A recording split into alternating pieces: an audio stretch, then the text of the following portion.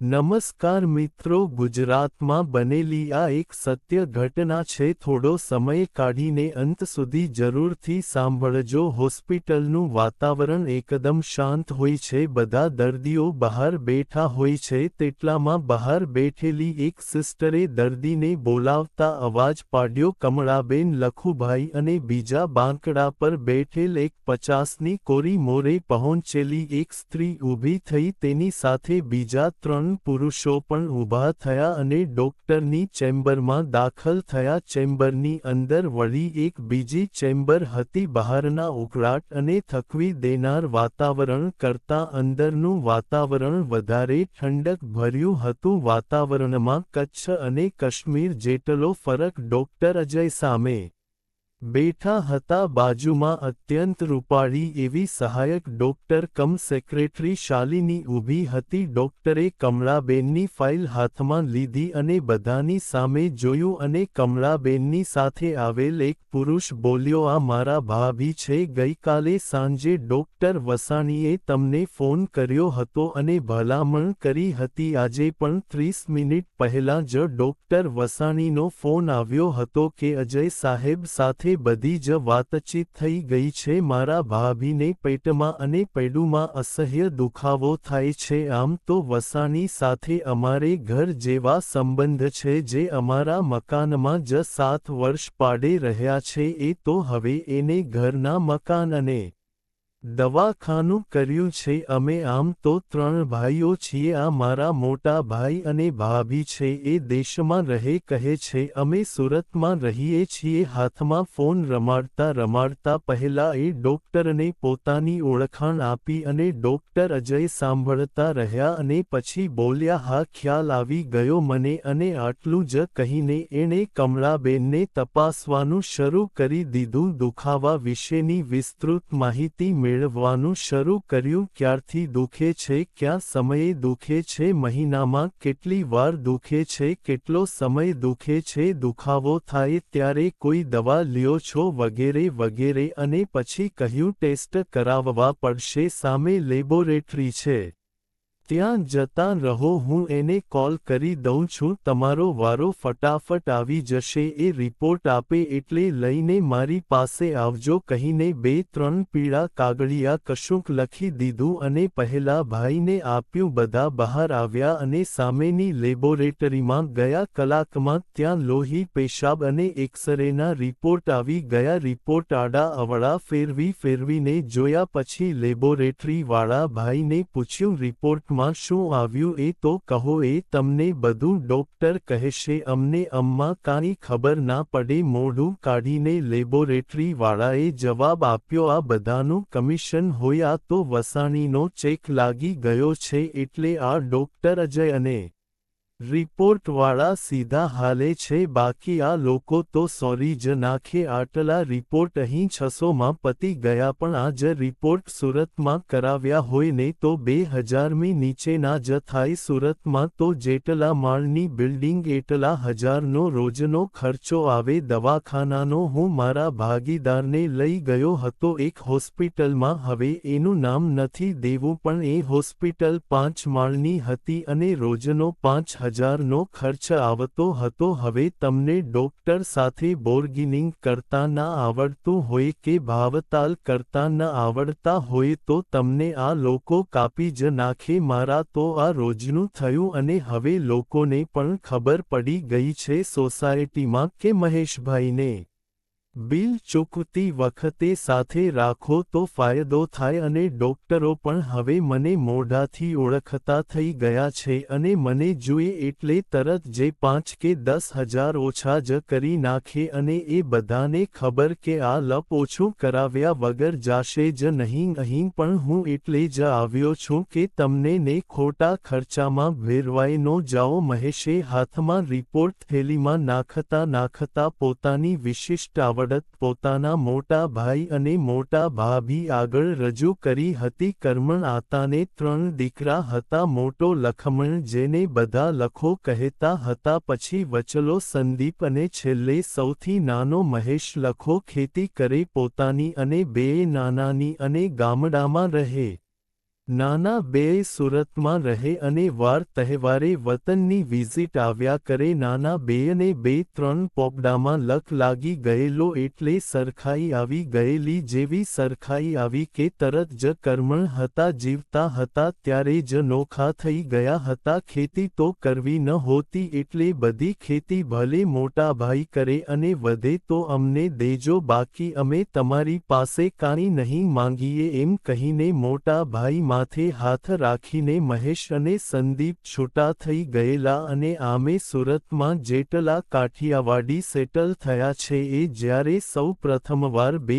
પાંદડે થયા ત્યારે તરત જ નોખા થવાનું એ પહેલા પસંદ કરતાં. સુરતમાં જ્યારે ભાઈઓ નોખા થાય ત્યારે માનવું કે હવે આ લોકોની કમાણી વધી ગઈ છે એ નક્કી. બાકી વર્ષોથી જો એ ભેગા રહેતા હોય તો માનું કે માંડ પૂરું થાય છે. લખમણની વહુ કમળા પણ હતી ધીરજવાન. પોતાના 2 દીકરા અને 1 દીકરીની સાથોસાથ પોતાના 2 દિયરને પણ એણે સાચવી જાણ્યા હતા. બંને દેરાણી જ્યારે દેશમાં આવતી ત્યારે કમળા એને એક સળીના 2 કટકા પણ ન કરવા દે અને વળી પછી બોલે પણ ખરી, તમે તો મહેમાન કહેવાય, મહેમાન તમારે તો અહીં આરામ કરવાનો હોય. આરામ મારા 2 છોકરાને તમે રાખો છો. સુરત એ થોડું ઓછું કહેવાય. 15 દિવસ મારે વધારે કામ કરવું પડે એ જ ને એમાં કાંઈ હું દુબળી થોડી પડી જવાની છું. તમારે તો અહીં આવીને આરામ કરવાનો છે. આરામ મારા સમજે જો કાંઈ કામ કર્યું છે તો આવી જેઠાણી કોને ના ગમે. 2 નાના સુરતમાં પોતાની રીતે ભેગું કરવા જીવતા હતા. જ્યારે લખમણ અને કમળા ભેગા રહેવા માટે જીવતા હતા અને લખમણના બંને છોકરાઓ પણ કાકાને વફાદાર રહીને સુરતમાં એ કહે એટલું કરતા હતા. ખેતીમાં વરહ કાંઈ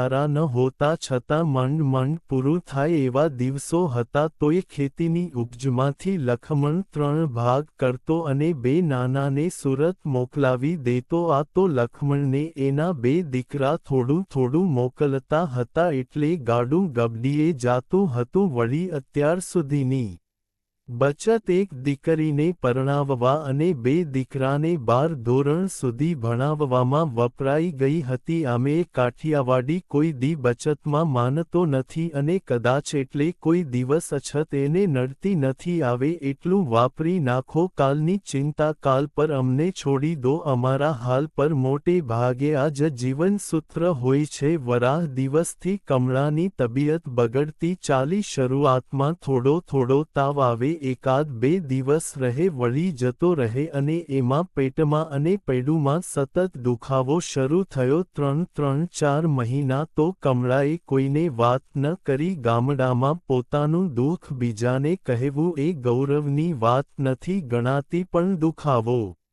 અસહ્યો થયો અને પછી પોતાના ઘરવાળાને વાત કરી. 1-2 ઠેકાણે બતાવ્યું. ગેસને કારણે આવું થાય એટલે આયુર્વેદનો એક કડવો બાટલો પણ પી ગઈ. કમળા પણ દુખાવો કોઈને ના ગાંઠે. છેલ્લે ગામડામાં પ્રેક્ટિસ કરતા અને શરૂઆતમાં પોતાના ભાઈઓના ખાલી ઘરમાં ભાડે રહેતા ડોક્ટર વસાણીને બતાવ્યું અને એણે વસનીએ કીધું કે એક કામ કરો, તાલુકામાં જઈને મારા એક ઓળખીતા એમડી ડોક્ટરને બતાવી આવો. મને મામલો થોડો વધારે ગંભીર લાગે છે. આમાં માથું ફેરવી નહીં સારું. શરૂઆતમાં તમે રોગને ના ગાંઠો ને પછી રોગ એટલો વકરી જાય કે પછી એ કોઈને નો ગાંઠે. એને એટલે જ લખમણે સંદીપ અને મહેશને વાત કરી કે તારા ભાભીને મોટા દવાખાને બતાવવાનું છે અને મને ભલે અજાણ્યું એટલે બેમાંથી એક ભાઈ અહીં આવી જાવ તો સારું રહે. અને બંને ભાઈઓ આવી ગયા. મહેશ તો ફક્ત દવાખાનાના કામે જ આવ્યો હતો, જ્યારે સંદીપને તો પોતાની સાડીનું સગપણ હતું એટલે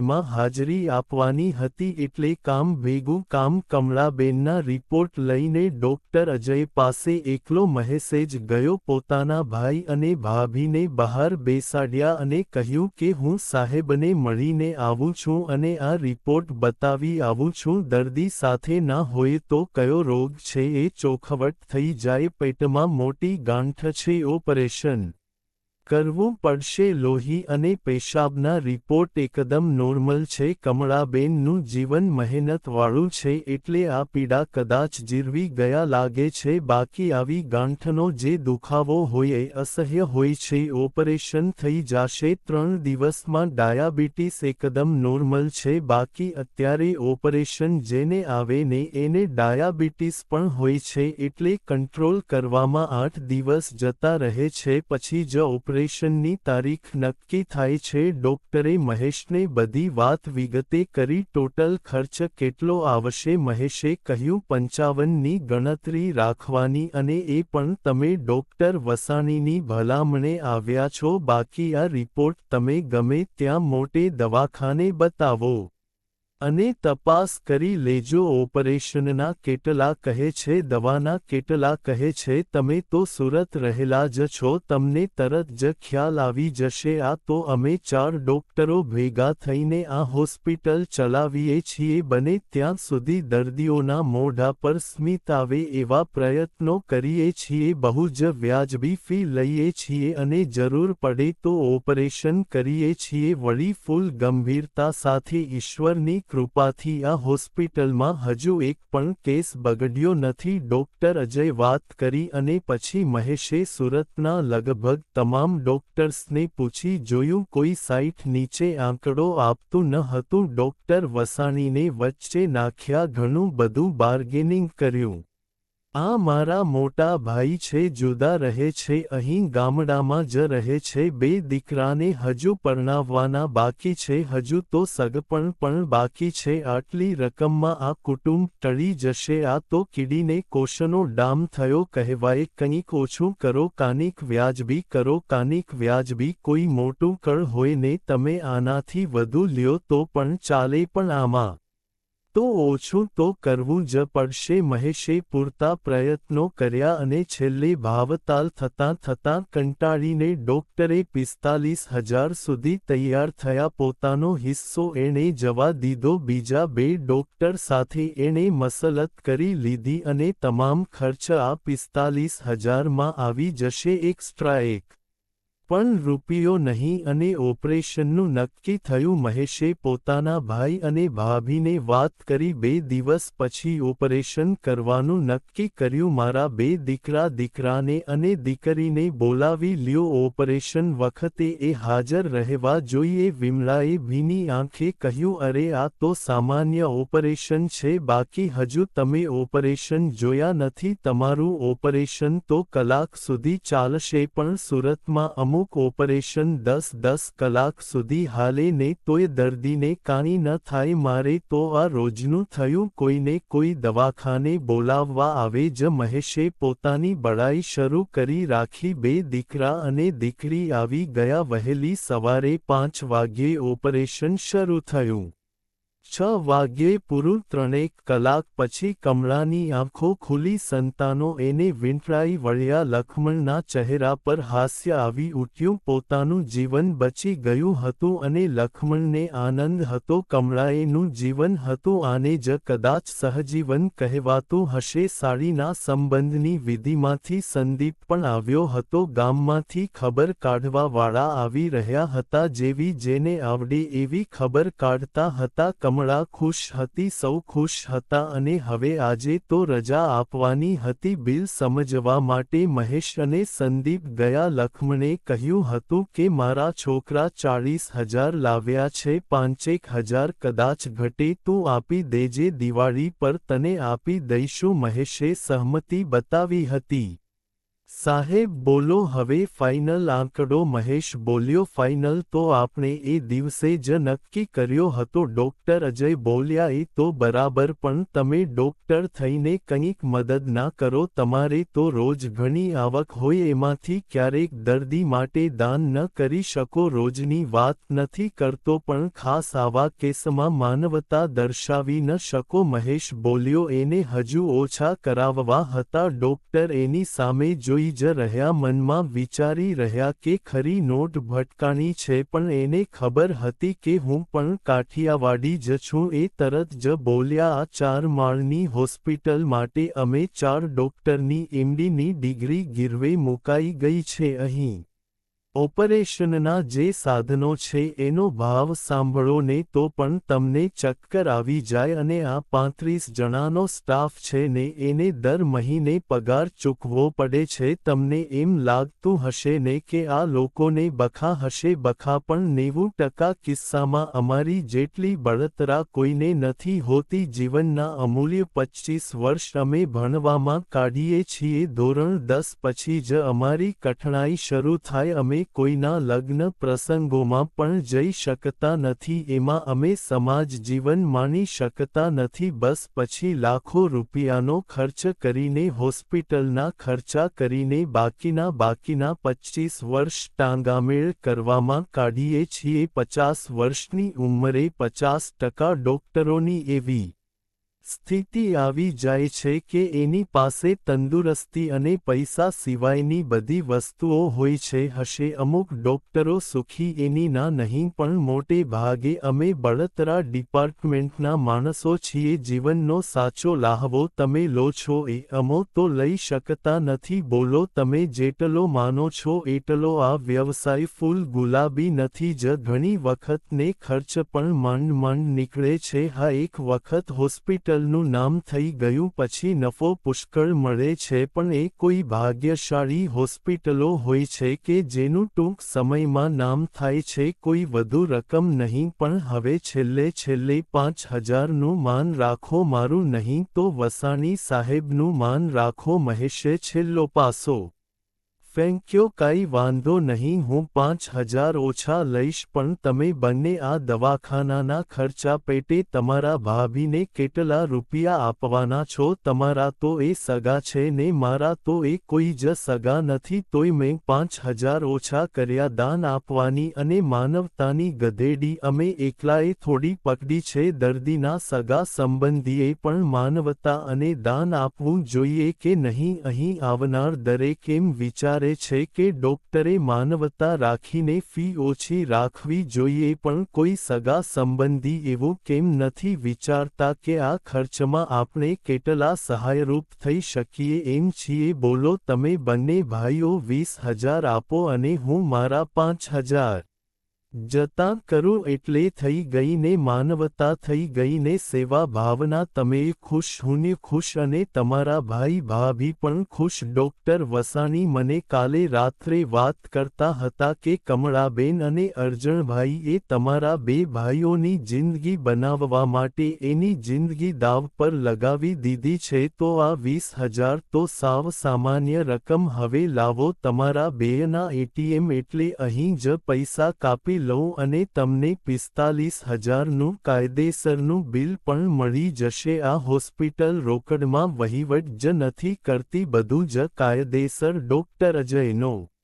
આવો અણધાર્યો યોર્કર આવશે એવો ખ્યાલ તો મહેશ કે સંદીપને ક્યાંથી હોય? મને કમને બંને ભાઈઓના હાથ પેન્ટના ખિસ્સામાં ગયા અને એટીએમ કાર્ડ બહાર આવ્યા. ડોક્ટર પાસે ઊભેલી અત્યંત રૂપાળી કહી શકાય એવી સહાયક ડોક્ટર સેક્રેટરી શાલિનીએ બંને ભાઈઓના કાર્ડના પિન નંબર માંગીને 20,000 કાપી લીધા અને ડોક્ટરે પણ પોતાના કાર્ડમાંથી 5000 કપાવ્યા અને આમ કમળાબેનની બીમારીની તમામ રકમ ચૂકવાઈ ગઈ. બંને ભાઈઓ સાથે ડોક્ટર બહાર આવ્યા અને કમળાબેનના રૂમ તરફ ગયા. ત્યાં જઈને ડોક્ટર બોલ્યા, લક્ષ્મણભાઈ, તમારા બે ભાઈઓએ તમામ બિલ આપી દીધું છે. એક પણ રૂપિયો હવે તમારે આપવો નહીં પડે. આ તમારા છોકરા કદાચ પૈસા લાવ્યા હોય તો એને કહેજો એ પાછા લઈ જાય. ભાઈમાં અને બાયુમાં તમે ફાવી ગયા છો. લક્ષ્મણભાઈ, તમારા ગામના ડોક્ટર વસાણી કાલે રાત્રે મેં ફોન કર્યાને ત્યારે